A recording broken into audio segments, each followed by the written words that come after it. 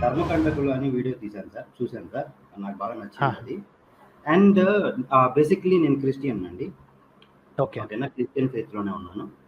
ఇలాంటిదేదో అలా ఆ ధర్మకంటకులు అనే వీడియో మా వాళ్ళ మీద కూడా తీస్తే కొంచెం మగవాళ్ళకి కూడా సిగ్గొస్తది సార్. యాక్చువల్లీ ఉన్నాయండి. ఒకళ్ళింది నేను పాస్టర్స్ మీద తీద్దామని ఉంది. కాకపోతే నాకు డైరెక్ట్ కాంటాక్ట్ లేదండి. ఇప్పుడు with Hinduism I have direct contact అనమాట. నేను ఇప్పుడు కర్ణాటకలో ఉండటం. ఇంకోటి ఎవరైనా పాస్టర్ వస్తే మాట్లాడదాను. ఒకళ్ళిద్దరు వచ్చారు యాక్చువల్లీ. ఒక పాస్టర్ వచ్చాడు. ఐ థింక్ 3 స్ట్రీమ్స్ బ్యాక్ ఇప్పుడు ఒకతను కలికిరి నుంచి ఒకతను వచ్చాడు. కలికిరి చర్చ్. అలా వస్తే వాళ్ళ మీద డైరెక్ట్‌గా తీద్దామని అనమాట. క్రిస్టియానిటీ మీద 2, 3 స్ట్రీమ్స్ ఉన్నాయండి ఆల్రెడీ. చూశాను సార్. అన్నీ మీ వీడియోస్ అన్నీ చూశాను. ఒక్కొక్కటి చూస్తా ఉన్నాను. నేను రీసెంట్‌గానే మీ వీడియోస్ అన్నీ చూస్తా ఉన్నాను. ఇదేంటంటే ఇది నా అటెన్షన్‌ని బాగా డ్రా చేసింది. అరే! ఒరిజినల్ క్రిస్టియన్ ఫెయిత్‌ని వదిలేసి వీళ్ళంతా ఏదో మా చర్చికి రండి అద్భుతాలు జరుగుతాయి. మా చర్చికి రండి రోగాలు దిగిపోతాయి. మా చర్చికి రండి అప్పులు తీరిపోతాయి అని అందరిని మోసం చేస్తున్నారు సార్. అవన్నీ చాలా తప్పు. నేను క్రిస్టియన్‌నే. నేను క్రిస్టియన్ ఫెయిత్‌లోనే ఉన్నా. నిజం చెప్పాలంటే ఒక్కడికి కూడా నువ్వు క్రీస్తుని ఎందుకు నమ్ముకున్నావురా అంటే ఒక్కడి దగ్గర సమాధానం ఉండదు సార్. అంతా ఇది జింగోయిజం అనమాట. అంటే వాళ్ళు వీళ్ళు చెప్పారు కదా అని చెప్పి. ఇంకొకటి సరైన రీజన్ లేకుండా వెళితే దాన్ని ఏమంటారు హేట్రెడ్‌తో వెళ్ళటమే తప్ప అంటే ఇప్పుడు ఫర్ ఎగ్జాంపుల్ చాలామంది హిందూస్‌లో మమ్మల్ని తక్కువగా చూశారు అన్న ఒక్క ఎమోషనల్ రీజన్ తోటి ఇంకొక మతంలోకి వెళ్ళిపోయారనుకోండి. అందులో కూడా అలాంటిదే ఉంటుంది. ఎందుకంటే దే ఆర్ ఆల్ ఇండియన్స్ కదా! అక్కడ కూడా మీకు అవును. తెలుసో లేదో చాలా చోట్ల ఈ పాస్టర్ల చర్చిల్లో కూడా విచిత్రంగా వాళ్ళసలు హిందూ సమాజంతో సంబంధమే లేదు. అయినా సరే వాళ్ళలో కూడా ఈడు ఎక్కువ కులం, ఈడు తక్కువ కులం అనే కాన్సెప్ట్ ఉంది. ఏమో సార్ ఇదంతా మా క్రిస్టియన్స్ కూడా దరిద్రులైపోయారు మొత్తం. అది ఏం బెస్ట్ థింగ్ చేయాలో ఏంటంటే మతాన్ని వదిలేసుకొని పని చేసుకోవాలి. ఇప్పుడు ఒక విషయం ఏంటంటే మతాన్ని వదిలేస్తే మీకు 10 పైసలు నష్టం కూడా లేదండి. నష్టం ఎక్కడ అనిపిస్తదంటే మనకి నష్టం ఎక్కడ అనిపిస్తదంటే ఈ సోషల్ గ్రూప్ మిస్ అవుతుందన్న ఒక ఫీలింగ్ తప్ప మతాన్ని నెత్తిన పెట్టుకోవడం వల్ల మీకు యాక్చువల్లీ టైం బొక్క. ఇప్పుడు వారంలో కనీసం కొన్ని గంటల పాటు మనం ఇది చర్చిలకు, గుళ్ళకు, మసీదులకు పోతా ఉంటారు. లేదా ఆ డిస్కషన్స్‌లో పాల్గొంటుంటారు. ప్లస్ పొద్దున లెగ్గానే ఎవరిదో ఒకళ్ళు సువార్త వినాలనిపిస్తా ఉంటది యూట్యూబ్‌లో చేరి. Right? It's just a wastage of time. ఆ టైంని ఇంకా స్కిల్ డెవలప్‌మెంట్‌కి లేదా ఇంకా కొత్త విషయాలు తెలుసుకోవడానికి, లేకపోతే పిల్లలకి చదువులు చెప్పుకోవడానికి వీటన్నిటికి వాడుకోవచ్చనమాట. అంటే మనం స్ట్రాంగ్ అయితే పిల్లలకి చదువులు చెప్పుకోవడం ఇంకా ఈజీ అవుద్ది కదా! అవును. రైట్? సో, కరెక్టే. మనం అందులో ఉండటమే కాకుండా జనాలను అంటే మన పిల్లల్ని కూడా వాళ్ళని కూడా అందులోకి మెల్లిమెల్లిగా దించాలన్నమాట. అంటే సండేలు తీసుకుపోవటం, మధ్యలో వీకెండ్స్‌లోను, వీక్ డేస్‌లోను ప్రార్థనలు జరిగితే అప్పుడు తీసుకుపోవటం, కొంతమంది పొద్దున వెళ్ళటం ఒకటి ఇలా. వాడికంటే వ్యాపారం అండి. ఇప్పుడు పాస్టర్ అంటే వాడికి వ్యాపారం. పూజారి గాడికి, పాస్టర్ గాడికి అది వ్యాపారం. ఎవ్వరు రాలేదనుకోండి, ఆ రోజు వాడికి దక్షిణ లేక ఇదేంటి గాబరా పడతా ఉంటాడు. ఎవరు రావట్లేదు నాకు కనీసం ₹10 కూడా ఇయ్యట్లేదని. అవును సార్. నాకు ఒక్కొక్కప్పుడు ఇట్లా అనిపిస్తా ఉంటదనమాట. ఏమనంటే ఒరిజినల్ క్రిస్టియన్ ఫెయిత్ ఏంటంటే క్రీస్తు చనిపోయిన తర్వాత అంటే చనిపోయిన తర్వాత ఇప్పుడు గాదు. చనిపోయిన తర్వాత మృతుల్లో నుంచి మనల్ని లేపుతాడు అనే ఒక నమ్మకం. ఈ విధంగా సువార్త ప్రకటించారనుకోండి చర్చికి ఎవడు రాడు. అది. మా చర్చిలో అద్భుతాలు జరుగుతాయి. మా దగ్గర ఇయి జరుగుతాయి. ఇంట్లో బట్టలు ఉతుకుతారొచ్చి, ఇంట్లో అంట్లు తోముతారొచ్చి అంటే పరిగెత్తుకొని వెళ్ళిపోతారు.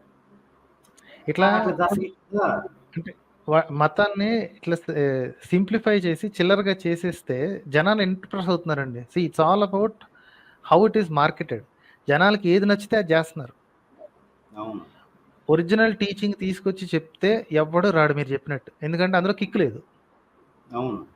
సో కిక్ లేదు కాబట్టి కిక్‌ని యాడ్ చేయాలని చెప్పి వీళ్ళు ఈ ఈ దాన్నేమంటారు మన సువార్తలు దీంట్లో హీలింగ్ టచెస్ అని చెప్పి, అదని చెప్పి, ఇదని చెప్పి, మిరాకిల్స్ అని చెప్పి, చచ్చిపోయినోడిని బతికిస్తానని చెప్పి ఇయన్నీ ఇది ఇండియానే కాదు ఆఫ్రికాలో మరి విపరీతంగా తయారైందన్నమాట. యూరోప్‌లో మానేశారు అవును. ఆల్రెడీ. హ్మ్. యూరోప్‌లో స్లోగా పాత క్రిస్టియన్సే తప్ప కొత్త వాళ్ళు ఎవరు క్రిస్టియానిటీని నెత్తినకి ఎత్తుకోవట్లేదు. వాళ్ళు స్లోగా వదిలేసారన్నమాట. సో ఈ ఇప్పుడు ఏం విషయంలో చేస్తున్నారంటే అదే సార్. చెప్పండి.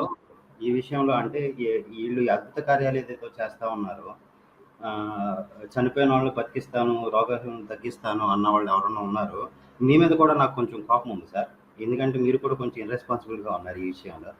వచ్చేసి అంటే నేను క్రిస్టియన్‌లో ఉన్నాను కాబట్టి నేను పిలిస్తే ఎవడు రాడు. మీలాంటి వాళ్ళు పిలిచారనుకోండి, "అరే రండిరా బాబు ఆడేదో చచ్చిపోయిన వాళ్ళందరిని బతికిస్తున్నాడంట. పదండి అందరం వెళ్దాం" అంటే మొన్న బాబు గోగినేని గారు పిలవగానే అందరూ వెళ్ళిపోయారు చూడండి దెయ్యాలు లేవని ప్రూవ్ చేద్దామని.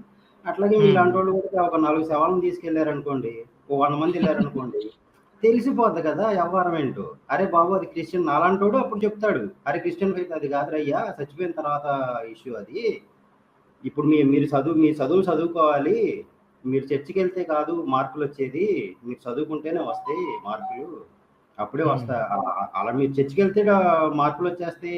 అందరికి ఫస్ట్ ర్యాంకులొచ్చేస్తాయి అంటే క్రిస్టియన్స్‌గా రావాలి కదా మరి మార్కులు. అదే అదే కానీ చదువుకున్న వాడికి మార్కులొస్తాయి. క్రిస్టియన్స్ ఏంటంటే ఇది ఒరిజినల్ ఫెయిత్. దాంట్లోనే ఉండాలా. ఈళ్ళంతా ఏంటంటే బిజినెస్‌లు ఇయన్నీ చేస్తా ఉంటారు. కొంచెం మీరు కూడా ఇది కొంచెం ఆలోచించండి సార్. చేద్దామండి. వీళ్ళెవరన్నా చేస్తా ఉంటే మీరు పిలవండి. కావాలంటే నేను కూడా వస్తా. నాకు కుదిరితే. నాకేంటంటే నాకు ఒక విజన్ ఉంది. అరే మనం ఒరిజినల్ గా ఉన్నాం కదా, అసలు చర్చ్ అనేది ఫ్లరిష్ అవ్వాలి.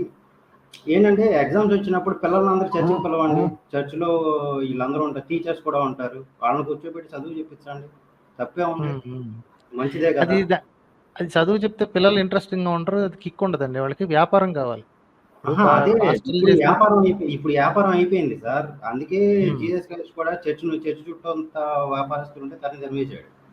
అదే విధంగా వీళ్ళు కూడా ఈ చర్చినే వ్యాపారం చేసేసారు వీళ్ళంతా. ఎందుకంటే డబ్బులు కావాలి. నా ఉద్దేశం ఒకటే సార్, రిలీజియన్ అనేది నన్ను డెవలప్ చేయాలి సార్, పాస్టర్ను కాదు. ఈ సంగతి కూడా మనకు అర్థమే సావట్లేదు వీళ్ళకి. మేబీ 7-8 స్ట్రీమ్స్ క్రితం ఒక అతను వచ్చారు ఇలాగే, 7-8 ఇంకొక కొన్నాళ్ళ క్రితమే. అతన్ని కూడా ఇలాగే నేను ఆహ్వానం పంపించాను. అతను ఏమన్నానంటే, కొందరు పాస్టర్లు అలా ఉంటారు, అందరూ అలా ఉండరు అని.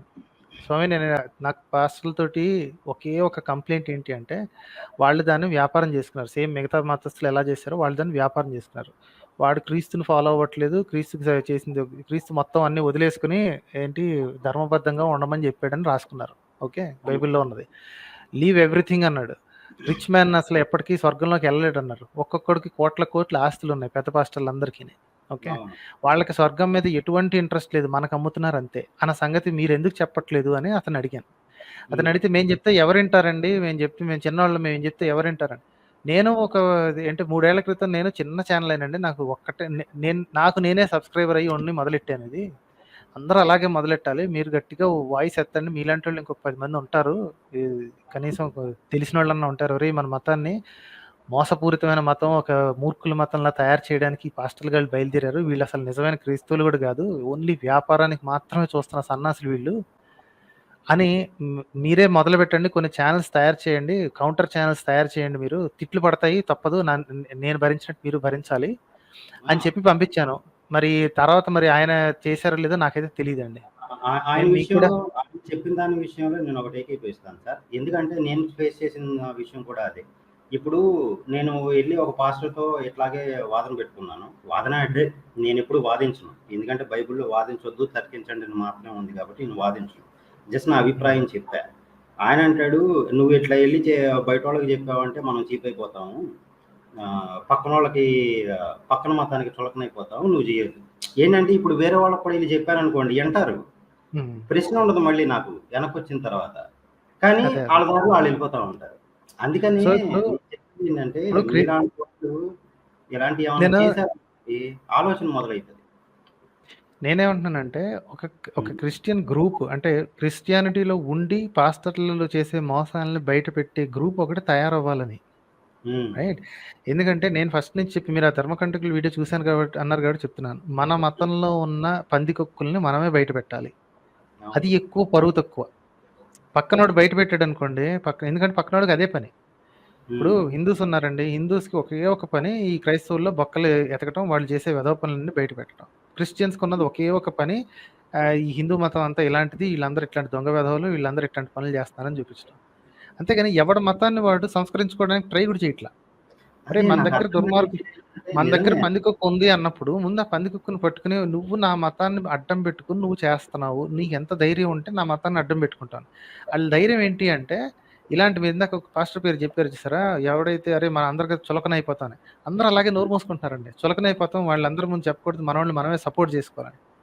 మనోడు ఎదవని తెలిసిన తర్వాత మనోడు మనకి ఎందుకు సపోర్ట్ చేయాలండి? వాడు ఎదవని తెలిసి మన మతం పేరుపోతుంది కదా అక్కడ. ఆ స్వార్థం కూడా కనిపించట్లేదండి. నా ప్రాబ్లం అందరిలో నేనొచ్చి చెప్తే తప్ప వాళ్ళకి వాళ్ళ మతంలో ఉన్న ప్రాబ్లమ్స్ తెలియవా, తెలిసి కూడా లైట్ తీసుకుంటున్నారు అనేది నా అబ్జెక్షన్ అనమాట. రైట్, ఎవడి మతంలో వాడికి పందికొక్కులు కనిపిస్తూనే ఉంటాయి. పోనీ 10 ఉన్నాయి, కనీసం 2 కనిపిస్తే ఆ రెండింటి మీద మాట్లాడొచ్చు కదండి. వీడైతే డైరెక్ట్ గానే తెలుస్తున్నాడు. ఇప్పుడు మొన్న ఇందులో అమోఘ దేశపతి అనేవాడు, రిఫ్లెక్షన్ అనే ఛానల్, ఈ శివశక్తి బ్యాచ్ కరుణాకర్ గారు ఓపెన్ గా పోస్టర్లు పెట్టి అడుక్కుంటున్నారు, నాకు డబ్బులు పంపించండి అని. రైట్, అది ఓపెన్ గా అది వ్యాపారం అని తెలుసు. ఎవడు నోరెత్తాడు మిగతా వాళ్ళు? అరే సిగ్గన్నా లేదా, అంత ఓపెన్ గా అడుక్కు తింటున్నావు, ఏంటిది, నువ్వు చేసే పని ఏంటి? పక్కనోడి పుస్తకాలను తిట్టుకోవడం.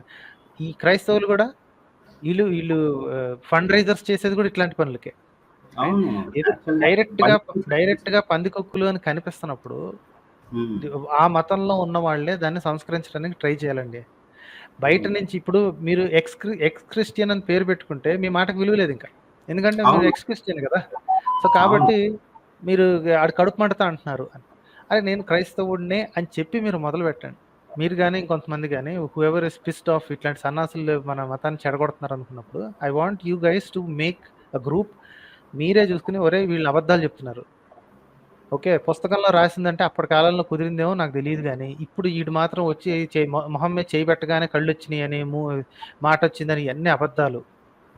ఇంతగా నిజంగా జరిగి ఉంటే ఒక ఐ హాస్పిటల్కి తీసుకెళ్తాను, ఒక్కడన్నా బాగు చేయించి నేను ఈ క్షణం వదిలేస్తాను, ఆస్తి మొత్తం నీకు రాసిస్తానని ఒక ఛాలెంజ్ పెట్టాలి. ఐ హాస్పిటల్కి తీసుకెళ్తే తేలిపోతుంది కదండి. ఆడి దగ్గర వాడి కూడికి దగ్గరకు వచ్చినప్పుడు నేను తీసుకొచ్చి నీ కళ్ళు తెప్పిస్తాను, మాట తెప్పిస్తాను అంటారు. ఐ హాస్పిటల్ తీసుకొస్తాను, కళ్ళు ఆసుపత్రికి. అంతెందుకు, నాకు కళ్ళు మొత్తం అక్కర్లేదు, బస్ నాకు ఆల్రెడీ కళ్ళు కనిపిస్తున్నా, కళ్ళజోడు ఉంది, టక్కున కళ్ళజోడు మాయమైపోయేలాగా మొత్తం అంతా నాకు స్పష్టంగా కనిపించేలా చేయి చాలు.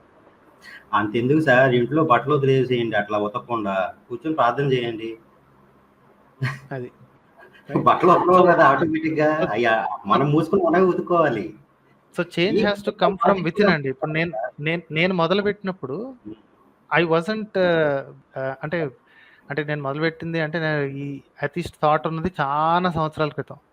అప్పుడు నా మతాన్ని లేకపోతే నేను బిలీవ్ చేసిన దాన్ని లేదా నా సొసైటీని నేను బాగు చేసుకోవాలని చెప్పి క్వశ్చనింగ్ స్టార్ట్ చేశానండి.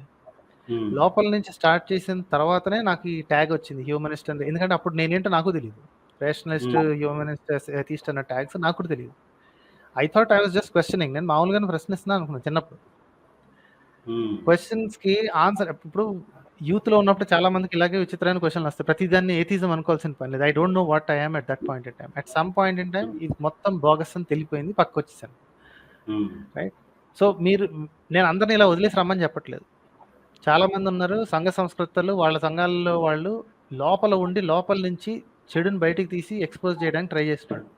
I want you to become one of them అండి. అదే సార్, నేను ఇచ్చే ఫైనల్ మెసేజ్ ఒకటే, రిలీజియన్ అనేది మనల్ని డెవలప్ చేయకపోతే ఆ రిలీజియన్ ఫాలో అవ్వటం అనవసరం, వేస్ట్, బయటకు వచ్చేయచ్చు. మనల్ని డెవలప్ చేయకుండా ఏ పాస్టర్నో లేకపోతే ఏ పూజారినో లేకపోతే ఏ ముల్లానో డెవలప్ చేస్తుంది అనుకోండి, అది సీరియస్లీ ఆ ప్లేగ్. దాని నుంచి పక్కకు తప్పుకోవడం చాలా ఉత్తమమైన పని. అండ్ ఎవరు అడుగుతా ఉన్నారు క్రిస్టియన్, మీరు కూడా ఎక్స్ క్రిస్టియన్ అవ్వాలని. నేను అవ్వను సార్, నాకు ఒరిజినల్ క్రిస్టియన్ ఫెయిత్ నాకు ఉంది, నేను దాంట్లోనే ఉంటాను, కానీ నేను పక్కన వాళ్ళు మాత్రం ఇబ్బంది పెట్టను. నో ప్రాబ్లం సార్, అలాంటి వాళ్ళు అయితే నాకు ఫ్రెండ్సే. యాజ్ లాంగ్ యాజ్ మీ మతాన్ని వదిలేసేసి నా దారికి రండి నేను ఎప్పుడు ఎవరిని అడగను. మన మతంలో ఉన్న మన పంది కుక్కుల్ని మనమే బయట వేయాలి. మనం బాగు చేసుకోకపోతే మన ఇల్లు ఇంకెవడో కడగడండి. పక్కనోడు ఏం చేస్తాడంటే వీడియో తీసి చూపిస్తాడు, చూసావా ఈ ఇంట్లో ఎంత దరిద్రం ఉందని చూపిస్తాడు తప్ప వాడు బాగు చేయడు. సో ఎవడిల్లు వాడే బాగు చేసుకోవాలి మాస్టర్. అవును సార్, కానీ అది ఎలా అనే పరిస్థితి నాకు అర్థం కావట్లేదు. సరే, స్టార్ట్ ఛానల్ అండి, స్టార్ట్ ఛానల్ అండి. I hope you start channel. Sure right sir, అయితే థ్యాంక్స్ అలాట్ అండి.